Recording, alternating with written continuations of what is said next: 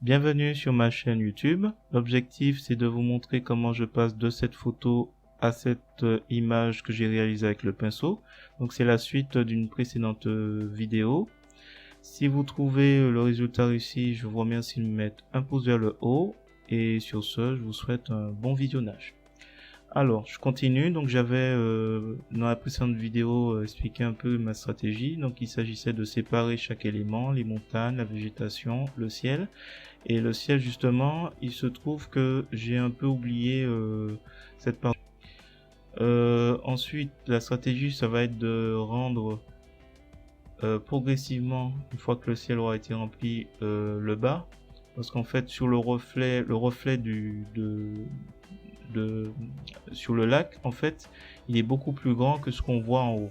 Donc il y a toute une partie de l'image en bas qui n'avait pas été fait du fait que j'utilisais l'outil symétrie. Et l'outil symétrie, en faisant la montagne, en fait, il n'y avait pas tous les éléments du ciel, le haut de la montagne, et voilà. Donc je suis en train de combler progressivement sur le lac ce qu'il y avait. Ensuite, je décide de mettre un peu plus de relief à ma montagne. Donc, je vais passer mon temps à trouver à prélever les couleurs qui pourraient permettre d'identifier les structures, enfin, rendre un peu plus l'aspect un peu plus montagne à cette image. Et donc la stratégie maintenant, c'est vraiment de combler chaque élément de façon beaucoup plus libre.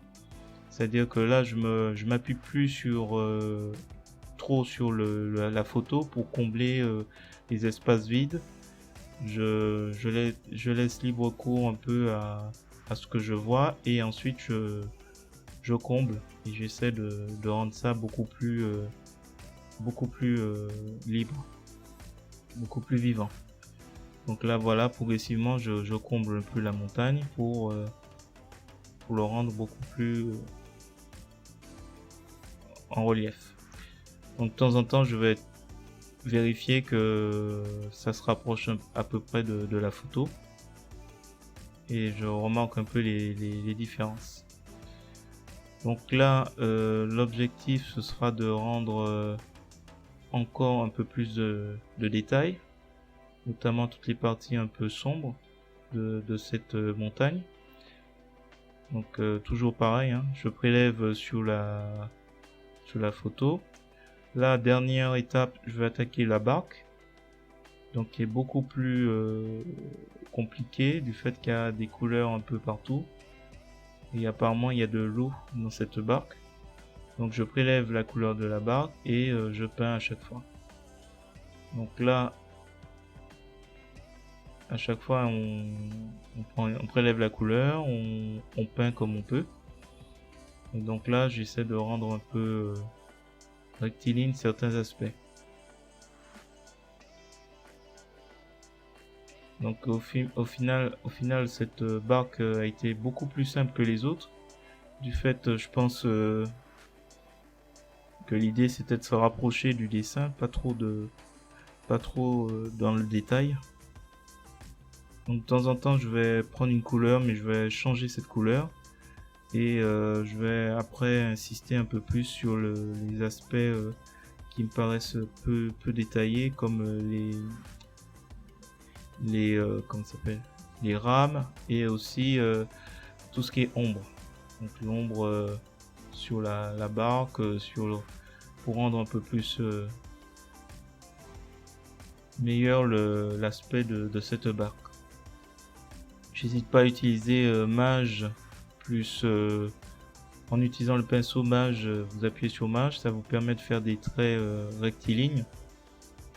Et après si je peux, j'essaie de prélever certaines couleurs, quitte à retravailler dessus pour rendre ça un peu plus réel. Donc voilà. Donc on touche vers la fin. Si vous avez trouvé ces explications intéressantes, je vous remercie de me mettre un commentaire. Et n'hésitez pas également à vous abonner à ma chaîne pour voir d'autres contenus de ce genre. N'hésitez pas aussi à vous abonner et à activer la cloche. Je fais une vidéo tous les jours, donc si vous voulez voir un peu ma progression et les différents projets que j'essaie de faire, j'essaie de mener à bien, alors n'hésitez pas. Voilà, cette vidéo touche à sa fin et je vous dis à bientôt pour un prochain projet.